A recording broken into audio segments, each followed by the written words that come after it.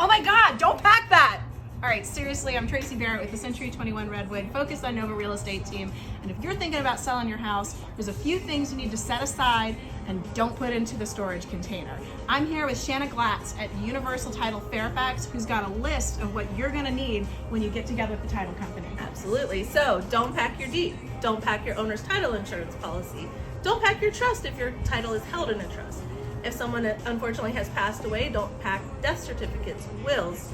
Don't pack copies of your mortgage statements, even if it's been paid off. Keep everything related to any mortgages on the property, as well as all HOA contact information, and then you'll be all set. Other than that, what else could you possibly need? We're here at Red Top, right ladies? Yes. In Reston, which is amazing. If you haven't tried it, come on out to Reston and try it. Great restaurant, water views. If you have any questions about selling properties, check us out. If you have title, deed, other questions like that, Universal Title is a great resource. Thanks so much.